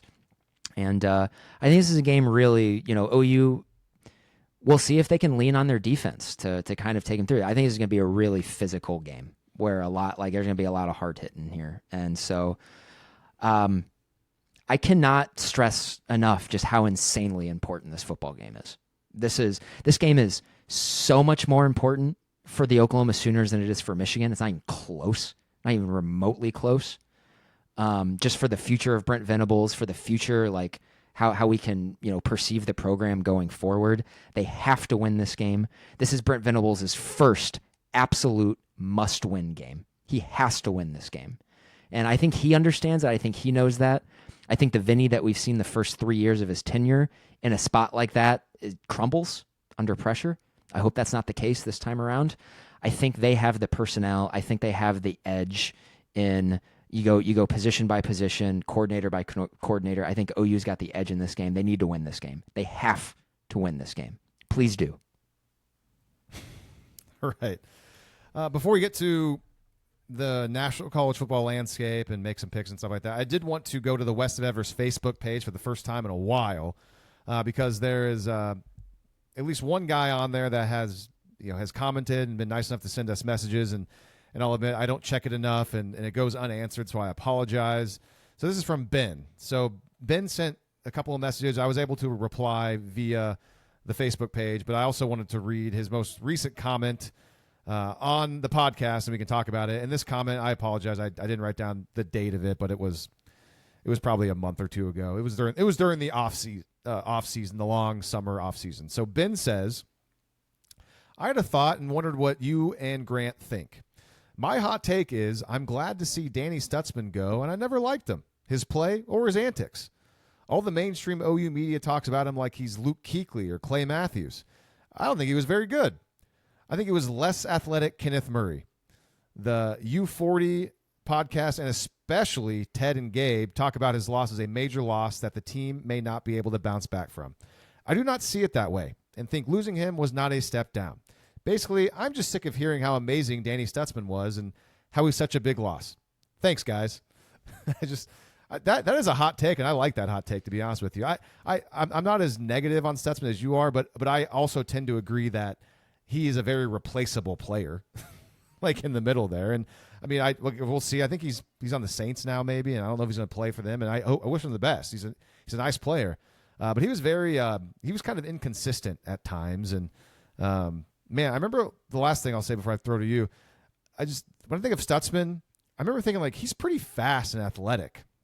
And I think of that pick six he had against Iowa State a couple of years ago, and he looked pretty athletic and fast. And then I think playing the college football video game for the first time last year when it came out, and Stutzman's speed was like incredibly low, and it was like, oh man, that's totally unrealistic. But then I remember watching him last season and thinking, oh, he is pretty slow. Like, oh man, he is kind of laboring. But yeah, it's a very, very hot take there by Ben. I like Stutzman. I agree in the sense that I think he's definitely replaceable. Just in the sense that I think. And I've been very open about this. He didn't have a good year last year, by his standards, by what we expected. He wasn't very good last year. He was still voted as first team All SEC and all of that. And but I think a lot of that was based off reputation and whatnot. We're always going to have the first 7 games of 2023 where Danny Stutzman was the best middle linebacker at OU since Curtis Lofton. And then he got hurt, and then I think last year, I think he gained 10 pounds before last season. I think he looked way slower last year than he did in 2023. So I think he's a replaceable player. There's a reason why a lot of people, even with him and Billy Bowman graduating, a lot of people think that OU's defense was going to get better this year. And it's not because they're gone and like that they were dragging them down. It was just they weren't as indispensable to their success as I think people make it out to be. Like, for instance, R. Mason Thomas and Grayson Halton were much more important players, I think, last year than Stutzman and Billy Bowman. So, and both those guys are back. So, but yeah, thanks for writing in, Ben. You've been kind of with us since the beginning, and man, I appreciate that a lot because we're all old. And gosh, started this when I was in my mid-20s, and I'm 35 now. This is nuts, absolutely crazy. All right, we got one more comment, and actually, I was thinking, you know what? Like, we can share our screen. I can show the message on the Facebook page. Well, I mean, is that really necessary? Is it really necessary? I mean, fine, I won't. Just bells and whistles. We need the bells and whistles. All right. Now, this is a more recent comment. This came in, I think, before. It was either last week or it was before the game, and it's from Matt. And this is a very nice comment. Matt says, I listened to this week's Illinois State preview show this morning. Heard you guys mention that you'd both be in the Twin Cities for the Gophers game. In case you're planning to visit the State Fair, I own a dog treat booth in the Pet Pavilion. If you make it to the north end of the fairgrounds, I'd love to be able to buy you guys a beer at the hangar in appreciation of the many hours of highway driving distractions you've given me over the years. A very nice comment, Matt, and I'll apologize because we didn't see this comment until we were literally leaving the State Fair. we were on the bus back to the park and ride when we first saw that, and it sucks because I hate to disappoint you because we absolutely were in the Pet Pavilion at one point in time that day as well. So, really nice comment. I absolutely would have taken you up on that. You bought me a beer or beer 6 maybe. That would have been a lot of fun. Yeah, very nice of you, and apologies for not seeing your comment until the end or until we were gone. And I mean, I suppose I guess Matt didn't make this clear, but I guess Matt is I would imagine he lives in Minnesota, so maybe we got some Minnesota listeners. Yeah, if you're a Minnesota guy, Matt, and you're ever sort of in the cities, kind of around game day, and I'm not at a Gophers game, which a lot of the time I am, we can go grab a beer somewhere. But also, keep us in mind for next year at the fair, man. We'll stop in and say hi for sure. Would love to meet people who listen to the show. That'd mean a lot to us. We've put a lot of time into this, and sometimes you're just sort of talking to a microphone in front of you, and you don't see all the people who listen, and so it does mean a lot. Appreciate it, man. Well, see, now everyone knows what we look like. We've been getting some comments on Spotify and on not Facebook, well, Facebook too, and on YouTube about seeing us, and people are like surprised what we look like. Guys, I don't want to be that guy, but guys, I was on the news in Oklahoma City for a long time. You could have seen what I looked like, but not to mention I was on the news in other places that my picture is very widely available on the internet as a former news reporter, sports reporter. But you know what? It's kind of neat though that people I guess found us without even knowing that. So that means that it was totally organic that people were able to find the show and didn't even know our backgrounds. That's yeah, sweet. I don't really think we on this show. I think historically our listeners are not necessarily like the social media crowd. A lot of the time, I think we get a lot of the organic people who just find this stuff like through the Spotify or the iTunes app and everything, which is cool. So, but I hope. Can you imagine what would happen if we put a little marketing dollars behind it? We've never done that. It sounds like a whole lot of work. All right, Lee. It is. There are other college football games going on this week and went on last week too, and we're kind of going long here again, like we always do, so we can blaze right through this. Got any? I mean, gosh, this is. Man, on paper, it's pretty weak. It's a bad slate. It's a pretty bad slate, yeah. We'll get into our picks, and I feel like I picked the only outside of the OU game. I picked the only 5 games that you really could pick for the most part. I'm going through this. I think the only kind of interesting game. I mean, Ole Miss and Kentucky are playing. It's an SEC game. I guess that's only interesting just in the sense that Kentucky beat Ole Miss in Oxford last year. And Ole Miss is, going on the road, and they're 10.5-point favorites. Man, I remember South Carolina going to Tennessee in week 2 last year, and South Carolina just stuffing them in a locker. And it wouldn't surprise me if something like that happens here again. Other than that, South Florida being at Florida is a little bit more juice there, just because South Florida just destroyed Boise State on Thursday night. And so I don't know, that's a game that Florida is in danger of losing, but it would be kind of interesting if South Florida made that interesting for a while. Man, other than that, it's just a lot of, let's just say there are 3 games in the SEC that do not have a line this week. And so that's just kind of what week it is, what type of week it is. Yeah, Vanderbilt at Vatek, at least it's like 2 closely matched teams. Like, what's Vanderbilt look like? I mean, I don't know. That's an interesting line. Virginia Tech's favored in that game by 1.5, and that's in Blacksburg. So that suggests that maybe in models Vanderbilt is like on a neutral field would maybe be favored by a point or 1.5. So that's kind of an interesting game, but not really. I mean, I guess Alabama 36.5 against Louisiana Monroe. I mean, what if they struggle? That'd be kind of interesting, but man, other than that, it's a very, very iffy week. But people, it's like the cliche though is like whenever we say this about a week, that's usually when all hell breaks loose. A lot of the time. We'll see. Yeah. All right, so I put some national games on here, but we're going to save all these for picks. So we might as well just go to the week 1 picks. Lee, you beat me last week for the second consecutive week. You went 3-2 against the spread. I went 2-3. Trying to think, we were both on Auburn. We got that right. You were on Ohio State. You got that one. I was on Texas. What are some of the other ones? I think we were both on Notre Dame. We both got that one wrong. Yeah, I missed Notre Dame. You got, by the way, we've gotten an hour and 35 in. When are you going to do your victory lap over Bill Belichick? Spike the football. It's just, I'm sorry. It's like I'm not gonna take a victory lap on a take that is obvious. That North Carolina being a dumpster fire and being bad is just one of the easiest layups of the season, and that game was ugly. I mean, TCU didn't even really try that hard, like in the second half. I mean, it was 48-14 with like 14 minutes to go in the game. So, I mean, what an ugly game. UNC's, they're bad. They're bad. Belichick going to college is just a horrible idea. And I mean, that's trying to fit a square into a round peg. I mean, as if I've ever seen it. Like, I cannot believe someone thought that would work. Yeah, I mean, no, I wasn't sure if it was going to work or not.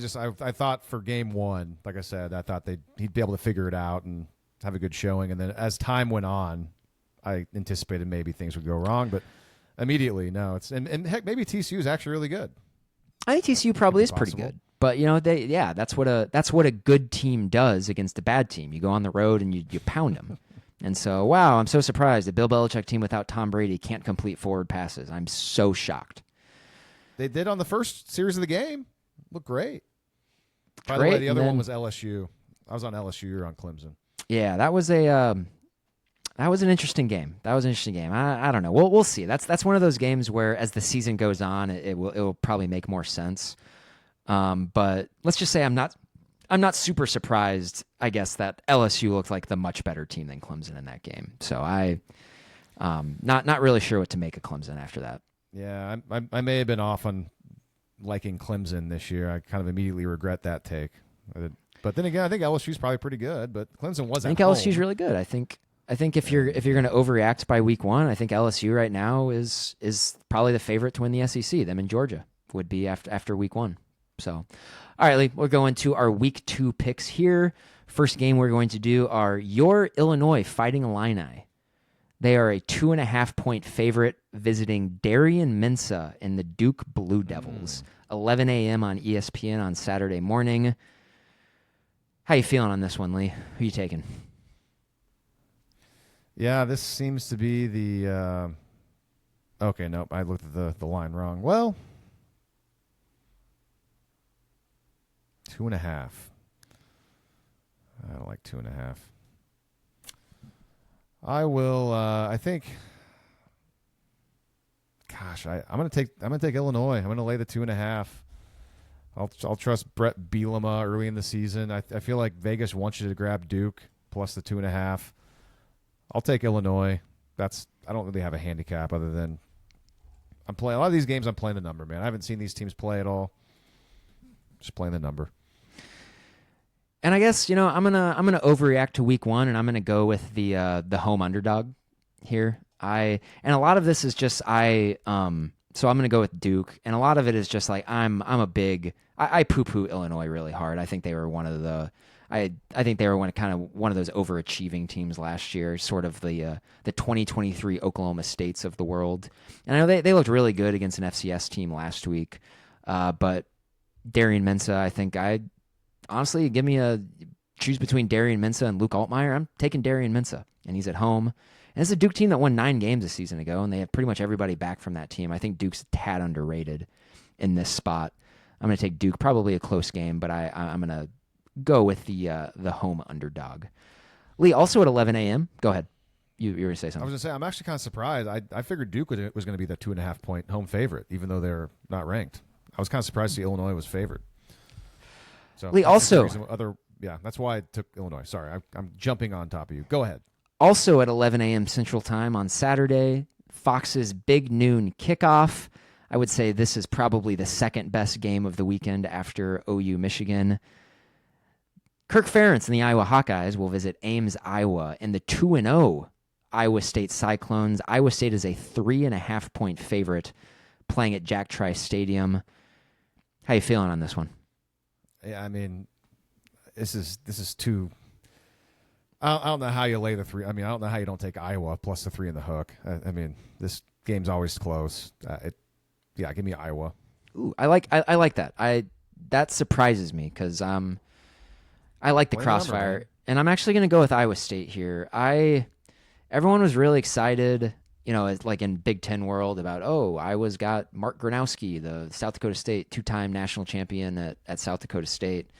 He had a pretty rough week last week. They were struggling to complete forward passes, almost like it's an Iowa problem and not necessarily a quarterback problem. And I'm sure it's a little bit of both. So I think Iowa State's really good. I think them and Utah right now. We've got more of a sample size here with Iowa State. Utah who is my pick to win the Big 12. They smoked UCLA last week. I think Utah is pretty clearly the best team in the Big 12, and they were on paper, I think, going into the season. But Iowa State probably a close second after that. I just think Iowa State's kind of rolling a little bit. And I like Rocco Becht. He's a good player. Rocco Becht. He's a top 10 quarterback in college football. Genuinely think so. And I just 3.5 is not too big for me there. I could easily see Iowa State just winning this game by like 6, and it's still being like a knockout, drag-out fight. So, Cyclones. All right, Lee. Man, this is a long-standing rivalry being renewed on Saturday. This has not been played, I don't think, since the Big 12 days.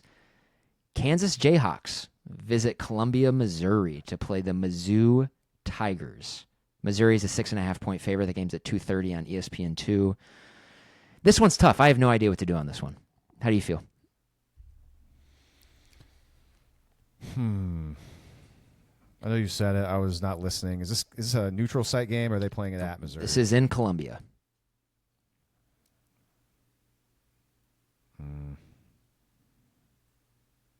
Gosh, that's tough. Which is the point? My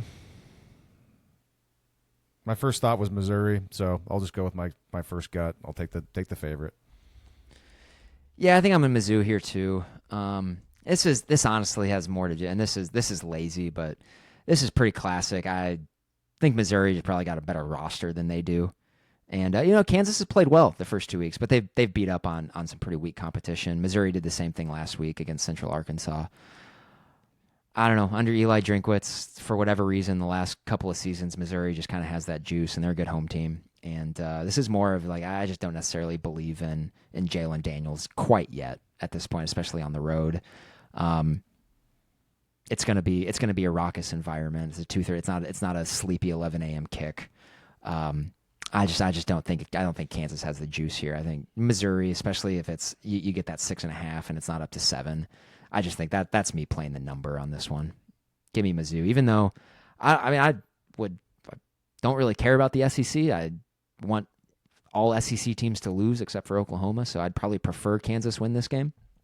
But I think unfortunately that dork Eli Drinkwitz is probably going to get another win against a power conference team at home. So, all right, Lee, this one is I'm kind of just throwing this one in here just because it's the state of Oklahoma, and I was like. Very eye-opening spread here, which is just I think it speaks to a lot of where Oklahoma State right now is as a program.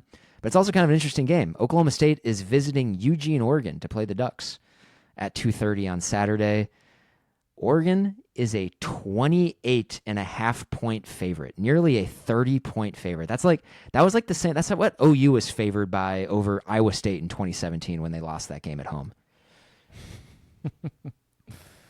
Man. This number is way too big. I'm taking Oklahoma State. That's just a massive number. Way too big. Yeah, interesting. I'm sorry, I was looking up. I feel like this is a rematch of like a game they played. Was this a bowl game? I'm looking at. Probably they've played before. They've played in the last 2 decades for sure. But them going to Eugene is definitely a kind of an interesting little thing. But that's so many points. Wow, they only played one time. This is only the second ever meeting. They last played in the Holiday Bowl. Oh, Jeremiah Masoli. I remember that. 2008. 2008 season, yeah. And Oregon won that game. I will lay the points with Oregon. I don't have any respect for Oklahoma State right now. I think it's a bad program. Mike Gundy's a good coach, but maybe he's not anymore. I don't know. I think he's a good coach. It's possible though that it's just time is up there, and it's a very classic change of scenery situation that needs to happen.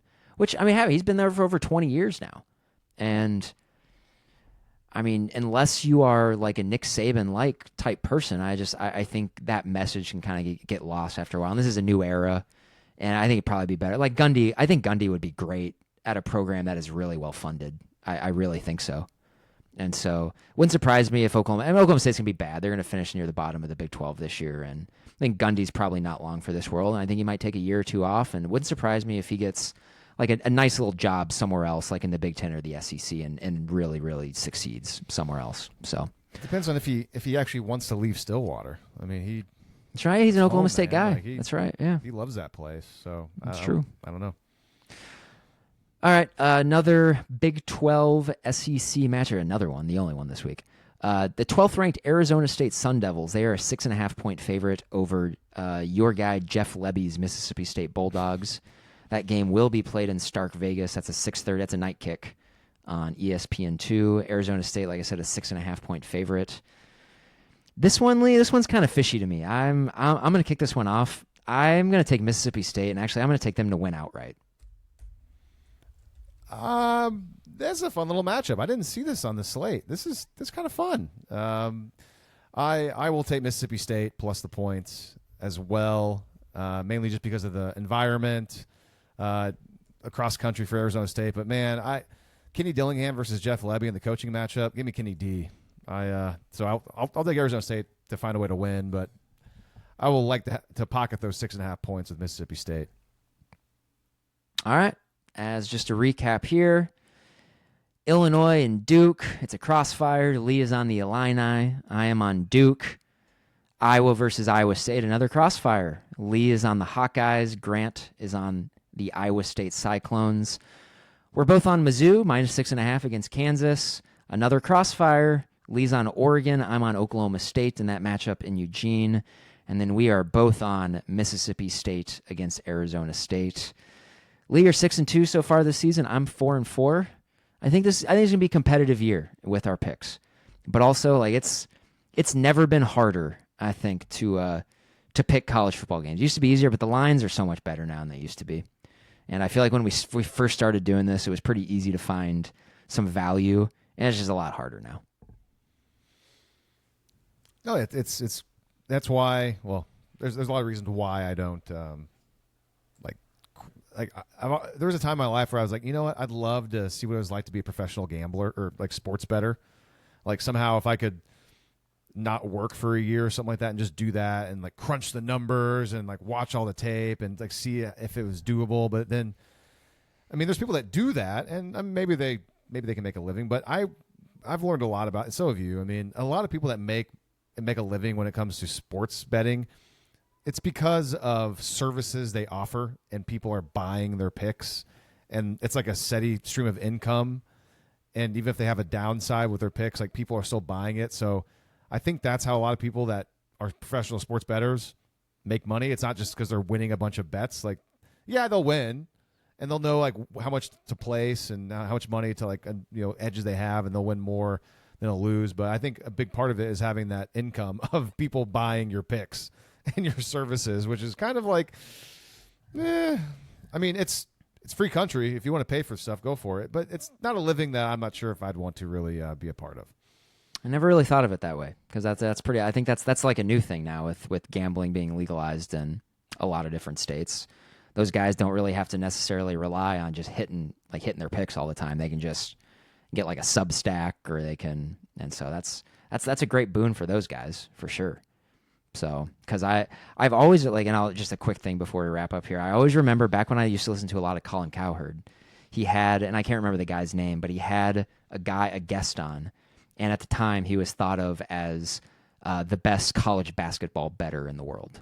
The guy who was like had been the most successful. I remember Cowherd was just like teasing this the entire day. Like, I'm so excited to talk to this guy. And he gets the guy on, and Cowherd ends up being disappointed because this guy's he's got a miserable life. He's got a miserable existence. And he was open about it. He's like, yeah, no, this isn't fun. This sucks. There's some years where you hit it big. There's some years where you don't at all. And you're scrapping the bottom of the barrel and you're not making any money. And he's also just like, yeah, I used to love college basketball and I don't anymore, because I totally rely on it for my livelihood. And I always thought that was one of the more interesting things like that has ever happened. I think it's a really, really good sort of lesson there of gambling and sports gambling as a hobby and something to talk about. I think is good and it's healthy just because it's interesting and you learn more about the game that you're betting. But as soon as you try to make it a career, make it something bigger than a hobby, man, that's where a lot of problems can start. And that's why we keep things theoretical here on West of Everest. It's all for fun. And it's even more fun when you learn more about certain numbers, certain lines, like what it's telling you. And nothing's perfect, but you do learn certain things. Like, we'll have this happen a lot of times this season, Grant. Like, we talk about on the show all the time. Like when you got that home team, and I kind of referenced it earlier. I kind of figured Illinois and Duke would fall into this. So you got that home team that's unranked as a home favorite against a ranked team. It's Vegas telling you, hey man, like that home team's pretty good. Probably want to take the home team, even though the novice bettor will see the ranked team catching points and think, oh yeah, here we go. But more people probably know that now. I mean, that's not a secret anymore because betting is just so it's so mainstream. I mean, most of the country can bet on sports if they want, just not in the two states that we live. Unfortunately. All right, you want to sign us off? All right, guys, enjoy OU Michigan for all of you going to the game. That's pretty awesome. I guess we never even reference College Game Day being at the OU game, which is I don't care. Yeah, it's still fun though. That just means it's the biggest game of the week. That always it had more for like when you're younger and had much more juice. Yeah, back in the aughts and back when because I now like I'm that one sicko who is like I wasn't really thinking that deeply about Lee Corso last week. He should have been put out to pasture years ago at this point. And the big noon kickoff pregame is just a better show. It's a much better show now. But that's just me. I don't think a lot of people share that opinion. But just better ball talk, I think. Yeah, I've seen both. Times change, man. I've gotten older. There's a time when I cared. I would turn on College Game Day, and as I've gotten older, I feel like I've seen this show over and over again. I've seen this show for the last 20 years or whatever. Like I'm good. I'll do other things with my time. But as a younger person, college kid, yeah, cool. So if you're still into it, great. Just not my cup of tea. It also aligns with like, I don't care what these national people have to say because it's impossible for them to know everything about the teams that I like. And that's Oklahoma. So it's like, you'll know broad stuff, but I know more about OU than you do. So like, I don't really care what you're going to say about OU because I know more about them than you do. And like, they have to know about everything anyway. Who cares? This is getting boring. All right, Grant. I apologize for the last 30 seconds of the show. And honestly, for the last hour and 50 minutes, let's be real here. If you spent your time doing this, then God love you. Until next time, for Grant, I am Lee. This is West of Everest. If you enjoyed this episode, make sure you subscribe to the show. And if you want to help us spread the word, please leave us a 5-star review. And also, tell all of your friends who are OU fans about West of Everest. You can listen to this podcast on iTunes, Spotify, Stitcher, and SoundCloud.